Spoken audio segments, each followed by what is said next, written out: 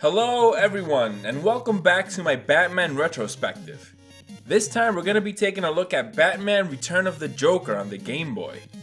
That's right, looks like the clown prince of crime has come back from the dead after becoming one with the pavement. So it's our job as Batman to murder him again! In all seriousness, despite the title, this game has nothing to do with the previous one on the Game Boy. It's even got the same developer. I smell conspiracy. Anyway, to find out the story this time around, we'll have to look elsewhere, because the game could care less about giving you any context. Let's crack open the old game manual and see what we can find. Precious metals are mysteriously missing from Gotham City trademark mines. One of these metals has a highly toxic composition which is used to build explosives for missiles. Gotham City police have exhausted their efforts and frantically called to Batman for help. Gotham City's finest, everyone. Put in minimal effort and throw up the bat signal. He knows this scheme can only be the insane working of one criminal mastermind. The Joker has returned. But hold on a minute. Why is it automatically the Joker's fault? For all you know, he could be enjoying a nice day at the beach. Batman must follow the trail leading to the Joker's secret hideaway before it's too late. The Caped Crusader trademark must use all his weapons and powers. Powers? I'm sorry. What powers are you talking about? Batarang trademark, grappling hook, wall climb, and power punch. Oh, right. Batman's iconic power punch. How could I ever forget? Okay, so now that we've got our narrative set up, let's see what the gameplay is all about. The first thing I want to say is how much of an improvement Batman's sprite is from the last game. We no longer have an adorable toddler-looking Batman, but a full-grown barrel-chested Batman, if you know what I'm talking about. Even the cape has a nice animation when running around.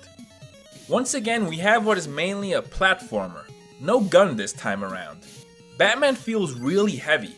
Like his movements actually build up some momentum, and you have to make sure to not slip off an edge or overshoot your jump. You also have a wall jump ability that's pretty nifty. It can sometimes save your ass by allowing you to recover from a bottomless pit. But even more fun is the grappling hook. This classic bag gadget makes for awesome platforming. It's easy to use and really satisfying when you pull off a nice clean swing. Although I have to say, as fun as it is to use, it often feels like most levels weren't really designed with this gadget in mind, outside of a couple small moments. For example, you'll come across these sections with some pretty challenging but fun platforming. Now these sections can be almost entirely bypassed by grappling to the ceiling and swinging across to the other side of the room. I would understand if doing this would lead you to a secret room or something like that, but it mainly felt like I was cheating myself out of what could have been some worthwhile platforming. Combat. Man, this is where the game really blows. You can pick up batarangs and they work just as you'd expect, so no real complaints there. But your standard punch attack leaves a lot to be desired.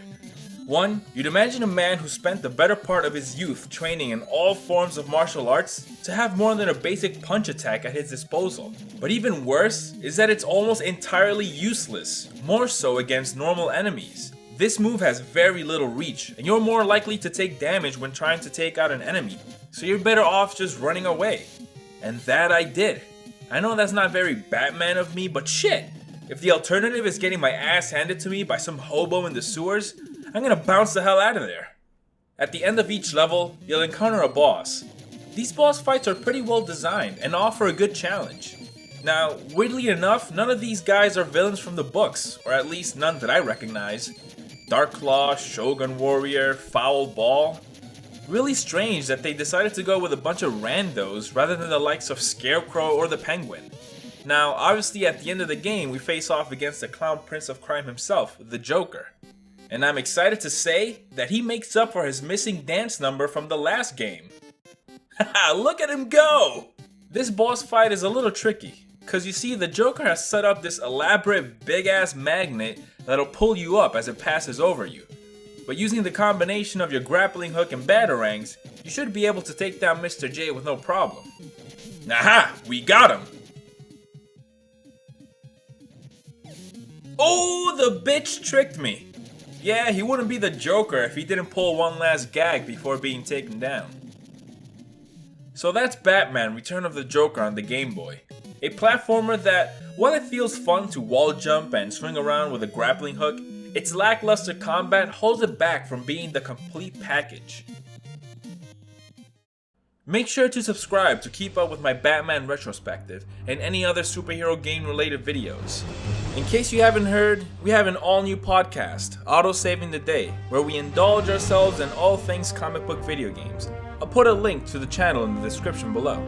As always, thanks for watching, and I'll see you guys next time.